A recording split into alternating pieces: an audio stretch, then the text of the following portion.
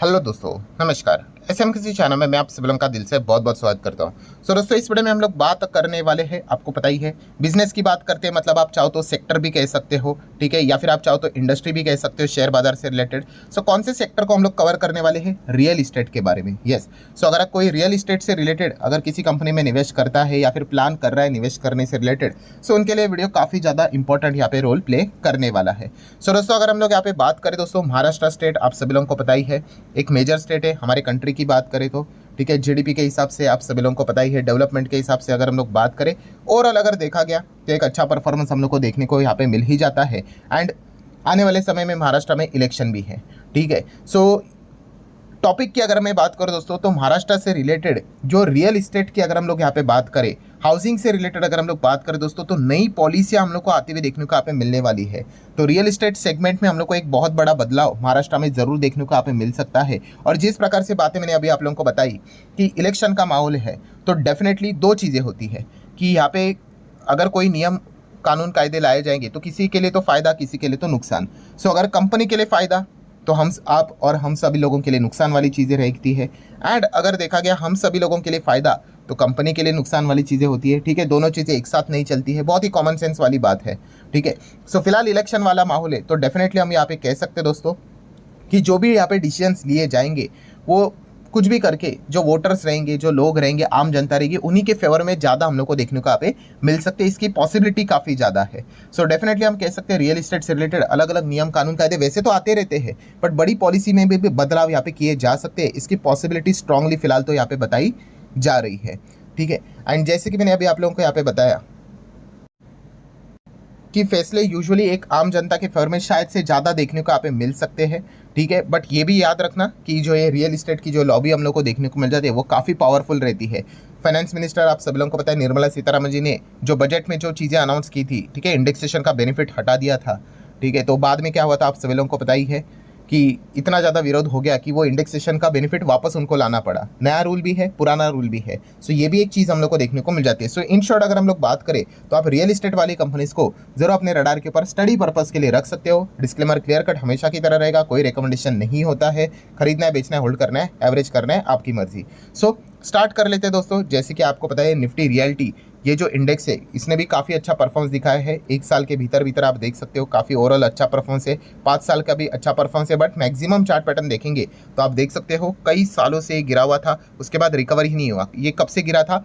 जो हम लोगों को हाउसिंग मार्केट जो गिरते हुए देखने को मिला था, अमेरिका की बात करें, उसके बाद हमारा भी बाजार ज़बरदस्त गिरा था यहाँ पे। एंड रियल इस्टेट वाली कंपनियां जो गिरी थी उसके बाद अगर देखा गया इंडेक्स लेवल पे रिकवरी नहीं हुई थी कई सालों तक, दशकों तक अगर हम लोग बात करें तो फ्लैट ही परफॉर्मेंस चल रहा था। अभी जाके हम कह सकते हैं पिछले कुछ 1-2 साल में, 3 सालों में थोड़ी बहुत रिकवरी हुई है। एंड पुराने लेवल को तोड़कर रियल एस्टेट इंडेक्स आगे बढ़ते हुए देखने को मिला है, इस उम्मीद के चक्कर में कि रेट कट हो सकते हैं करके। वो तो आगे जाके कभी ना कभी हो ही जाएंगे। शॉर्ट रेंज में अनसर्टेनिटी तो रहती है, लॉन्ग रेंज में हो जाएंगे तो इस सेक्टर को काफ़ी अच्छा बेनिफिट मिल जाता है दोनों साइड से, ठीक है। दोनों साइड से कैसे? जो रियल एस्टेट डेवलपर्स रहते हैं, मतलब जो बिल्डिंग खड़ी करने वाली कंपनियां होती है, उनको भी सस्ते दाम में लोन मिलना स्टार्ट हो जाता है, तो बहुत ज़्यादा ज़बरदस्त बिल्डिंग्स खड़ी यहाँ पे कर देते हैं। एंड जो यहाँ पे उस बिल्डिंग में फ्लैट्स खरीदेंगे, ठीक है, उनको भी लोन सस्ते दाम में मिल जाता है। तो इसलिए इस सेगमेंट को अच्छा खासा फायदा यहाँ पे मिलता है, ठीक है। वो भविष्य में देख लेंगे कि क्या होता है करके। अभी हम लोग कंपनीज के ऊपर यहाँ पे आएंगे तो गोदरेज प्रॉपर्टीज़ आप सभी लोगों को पता ही है, इस कंपनी को हम लोगों ने काफ़ी बार कवर किया है। इस सेगमेंट की बात करें तो थोड़े से बड़े गुडविल नाम के साथ यहाँ पे जाने का विचार करना चाहिए, क्योंकि इस सेक्टर में काफ़ी कुछ ऊपर नीचे चीज़ें होती रहती है। पिछले 5 साल का तो डेटा अच्छा देखने को मिलेगा। बीच में आप देख सकते हो गोदरेज प्रॉपर्टी एकदम भयंकर तरीके से गिरा था। इनके एक फैसले के चलते ये नाराजगी शेयर होल्डर में देखने को मिली थी, बट बाद में उन्होंने अपने फैसले को बदल भी दिया। एंड उसके बाद आप देख सकते हो रिकवरी तो हुई, बट ये तो पॉइंट आपको पता है, गिरावट के लिए एक दिन काफ़ी है, रिकवर के लिए कहीं महीने तक हम लोग को लगते हुए देखने को मिल जाते हैं। But yes, overall business wise बात करें, गोदरेज ग्रुप काफ़ी बड़ा है, नाम काफ़ी पॉपुलर है, आप सभी लोगों को पता है। बट यस, गोदरेज में हम लोग को बंटवारा होते हुए देखने को मिल रहा है फैमिली में। तो इस चीज़ के चलते इस एक पॉइंट को आप लोगों ने फोकस में रखना चाहिए। 80,000 करोड़ का मार्केट कैप हम लोग को फिलहाल तो देखने को यहाँ पे मिल जाता है, ठीक है। एंड अपने इस सेगमेंट में अगर हम लोग बात करें तो आप यहाँ पे देख सकते हैं तीसरे नंबर पे एक कंपनी हम लोग को देखने को यहाँ पे मिल जाती है। PNL की अगर हम लोग बात करेंगे तो रियल एस्टेट वाली कंपनी से कंसिस्टेंसी काफ़ी कम नज़र यहाँ पे आ जाती है। अर्निंग्स आप देख सकते हो सिंगल डिजिट में देखने को मिलते थे, फिर डबल डिजिट में आए, फिर माइनस, फिर डबल डिजिट, एंड अभी थोड़ा थोड़ा करके 20-26, अभी 40 की जंप देखने को यहाँ पे मिल रही है। रिसेंटली कंपनी ने अच्छा खासा बिजनेस यहाँ पे किया है। शेयर होल्डिंग पैटर्न अगर देखा गया तो प्रमोटर देन एफआईएस डीआईज इसमें काफ़ी ज़्यादा देखने को मिल रहा है, पब्लिक काफ़ी कम है, 5 से 6% के आसपास देखने को यहाँ पे मिल रही है। सो ओवरऑल अगर आप चाहो तो गोदरेज प्रॉपर्टीज हमेशा हम लोगों ने 3 ही कंपनीज को ज़्यादा फोकस में यहाँ पे रखा है। पहला तो गोदरेज क्योंकि नाम बड़ा है इसलिए, सेकंड एक और थोड़ा सा भरोसे वाली कंपनी जिसका नाम है ओबेरॉय। ओबेरॉय आप सब लोग पता है काफ़ी बड़ा नाम है, ओबेरॉय रियल्टी। तो इसने भी काफ़ी अच्छा परफॉर्मेंस दिखा है पिछले 5 साल में, ओवरऑल परफॉर्मेंस भी इनका अच्छा ही रहा है। नो डाउट जब हाउसिंग बबल जब फटा था अमेरिका की बात करें उसके बाद ये भी काफ़ी समय तक हम लोग को फ्लैट ही देखने को मिल रहे थे। अभी जाके हम कह सकते हैं कोविड में जो गिरावट हुई थी उसके बाद एक अच्छी रिकवरी हम लोग को देखने को यहाँ पे मिल चुकी है। तो अगर किसी को रियल एस्टेट में इंटरेस्ट ही है तो ओबेरॉय रियल्टी को स्टडी कर सकते हैं। और ये कंपनियां मैं क्यों आपके सामने रख रहा हूँ गोदरेज ओबेरॉय, क्योंकि इनका जो प्रेजेंस है वो महाराष्ट्र स्टेट में काफ़ी हायर लेवल पे हम लोग को देखने को मिल जाता है। आउटसाइड महाराष्ट्र भी है बट इतना नहीं, ज़्यादा मैक्सिमम जो इनका बिजनेस बनता है महाराष्ट्र में। अगर हम बात करें तो मुंबई की अगर बात करें तो इनका हेडक्वार्टर भी वहीं पे देखने को मिल जाता है। सो इसलिए आप चाहो तो इनको स्टडी कर सकते हो। इसका भी मार्केट कैप इतना है 60,000 करोड़ से ज़्यादा का बड़ा मार्केट कैप हम लोग को देखने को मिल रहा है। और इसी सेगमेंट में अगर रियल इस्टेट की बात करें तो 5वें नंबर पे ये कंपनी देखने को यहाँ पे मिल जाती है। ठीक है, देन अगर पीएनएल की बात करें तो सेम पैटर्न ही रहेगा कि आप देख सकते हो कि जो अर्निंग्स होती है काफ़ी इनकंसिस्टेंट होती है, कभी 15 कभी 9 कभी 9 कभी 12 आप देख सकते हो, काफ़ी प्लस माइनस 11 12 फिर 22 फिर 18 फिर 20 फिर सीधा 50 फिर 60, काफ़ी ऐसा चार्ट पैटर्न देखने को यहाँ पे मिल जाता है। एंड यूजुअली अगर देखा गया तो जो फेस्टिवल सीजन होता है इनके लिए काफ़ी इंपॉर्टेंट होता है, क्योंकि ऐसे ही सीजन में आप सब लोगों को पता है काफ़ी लोग कोई भी बाइंग करनी होती है तो ऐसे सीजन में यूजुअली यहाँ पे करते हैं। तो ये डिस्काउंट भी कभी कभी प्रोवाइड करने की कोशिश करते हैं ज़्यादा सेल्स के लिए। 67 प्रमोटर है, 18 एफआईएस है, डीएस 12 सवा 12 है। पब्लिक की बात करें तो ज़्यादा है नहीं, 2% के नीचे ही देखने को यहाँ पे मिल रहे हैं। सो ओबेरॉय रियल्टी को भी आप चाहो तो स्टडी कर सकते हो। तीसरी कंपनी दोस्तों मैक्रोटेक डेवलपर्स लोधा बिल्डर्स की बात करें तो इसने तो कमाल करके रखा है, पिछले 5 साल का डेटा देखेंगे तो ठीक है। एंड ओवरऑल जब से लिस्ट हुआ है ज़्यादा टाइम नहीं हुआ था इसको लिस्ट होकर, 2021 में ही आई थी, फिर 22 23 अभी 24, मतलब हम कह सकते 3 साढ़े 3 साल में कंपनी ने काफ़ी उमदा रिटर्न्स दिया अपने शेयर होल्डर को, इंक्लूडिंग वन कॉर्पोरेट एक्शन। सो ये भी जो कंपनी आप देख सकते हैं महाराष्ट्र में अगर हम कहें तो मुंबई है, पुणे की अगर बात करें, बेंगलुरु में तो एंटर किया था, बट ऑब्वियसली जो बातें यहाँ पे हो रही है वो महाराष्ट्र के रियल एस्टेट सेगमेंट में हम लोग को बदलाव होते हुए देखने को मिल सकते हैं नए पॉलिसीज़ के चलते। सो बेंगलुरु तो महाराष्ट्र में आता तो है नहीं, अलग से ही हम लोग को देखने को मिल जाता है, बट फिर भी मुंबई पुणे में इनका बड़ा प्रेजेंस देखने को मिल जाता है। मार्केट कैप की बात करें तो 1.25 लाख करोड़ का मार्केट कैप है। एंड सेगमेंट की बात करें रियल एस्टेट के हिसाब से तो हम लोगों को ये सेकंड नंबर पे देखने को यहाँ पे मिल जाता है।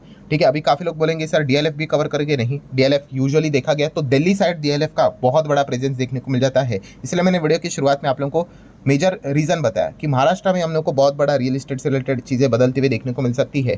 तो इस कॉन्टेक्स्ट में अगर देखा गया तो टॉप 3 में 5 के हिसाब से ये 3 कंपनी आप जरूर चाहो तो स्टडी पर्पस के लिए यहाँ पे अपने रडार पे रख सकते हो। पीएनएल की बात करें तो लोधा बिल्डर्स ने एक अच्छा परफॉर्मेंस दिखाया, 5 6 7 8 10 12 20 30 40 ऐसा करते करते वापस हम लोग उसी रेंज में। अभी ये जो ईपीएस है, हाँ यहाँ पे एक इंपॉर्टेंट चीज़ होती है दोस्तों, जो अभी बिगिनर है वो कंफ्यूज हो जाता है, अरे ईपीएस गिर गया करके। सो अभी ईपीएस कब गिरता है, ये जो बोनस प्लेट हो जाता है ना दोस्तों, तो नंबर ऑफ शेयर्स बढ़ जाते हैं तो ईपीएस हम लोग को वो नीचे आते हुए देखने को मिल जाता है। ठीक है, तो ये एक पॉइंट आप लोगों को पता है यहाँ पे होना चाहिए। बिगिनर के लिए एक चीज़ काफ़ी कठिन हो जाती है इस चीज़ के चलते, इसलिए आपने देखा है वो ईपीएस के नीचे डाइल्यूटेड ईपीएस लिखा रहता है, तो वो देखना कभी कभी इंपॉर्टेंट इसीलिए बात यहाँ पे बन जाती है। तो ये एक पॉइंट आप लोगों को पता होना चाहिए। सडनली अगर कभी अर्निंग्स ऐसे गिरते हुए देखने को मिले ना तो ऐसे डर मत जाना, पहले चेक कर लो कि भाई हुआ क्या है, क्योंकि आप कंपनी का ये देखोगे परफॉर्मेंस, भाई प्रॉफिट तो बढ़ते ही जा रहे हैं यहाँ पे, तो फिर अर्निंग कैसे गिर गया। तो ईपीएस का फॉर्मूला क्या है आप लोगों को पता ही है कि yes, net profit divide by number of shares हम लोग को देखने को मिल जाता है। एंड जब बोनस प्लेट होता है तो नंबर ऑफ शेयर्स बढ़ जाते हैं, डिनोमिनेटर बढ़ जाता है, तो ईपीएस नीचे यहाँ पे हम लोग को देखने को यहाँ पे मिल जाता है। तो ये चीज़ें काफ़ी बार हम लोगों ने देखी, इसीलिए तो हम लोगों ने देखा है कि बायबैक के वक्त क्या होता है, नंबर ऑफ शेयर्स कम हो जाते हैं, कंपनी वापस शेयर मंगाती है और उसको डिस्ट्रॉय कर देती है। पहले 100 शेयर्स मार्केट में अवेलेबल थे, अभी 90 ही रहेंगे, तो ऑटोमेटिकली क्या हो जाता है, डिनोमिनेटर कम होने के चलते जो ओवरऑल रिजल्ट निकल कर आता है वो हम लोग को बढ़ते हुए देखने को मिल जाता है। तो ये चीज़ें बाजार में चलती है, तो ये पॉइंट आपको पता होना चाहिए। सो आप देख सकते हैं प्रमोटर 72, एफएस डीएस के पास, ये पब्लिक तो ज़्यादा इंटरेस्टेड है भी नहीं इस स्टॉक में। सो ज़रूर आप इन 3 कंपनीज को स्टडी कर सकते हो। ठीक है, इसके अलावा एक पेनी स्टॉक हम लोगों ने स्टडी किया था, टार्क। ठीक है, तभी पेनी था, मतलब 40 रुपये के आसपास स्टॉक था। ठीक है, 40-42 के आसपास। भाई मैं कोई रिकमेंडेशन नहीं देता हूँ, मैं आपको रीजंस बताता हूँ कि इन कंपनीज को क्यों स्टडी करना चाहिए करके, इनमें वो स्पार्क नजर आता है। ठीक है, ऐसी बात नहीं कि हर कोई कंपनी ऐसे ही भागती है करके, गिरने वाले ऐसे बहुत सारे स्टॉक भी आपको देखने को मिल जाएंगे। बट यस, वो टार्क में अगर देखा गया वो जो स्पार्क था वो अभी उस तरीके के देखने को नहीं मिला जिस प्रकार की कंपनी ने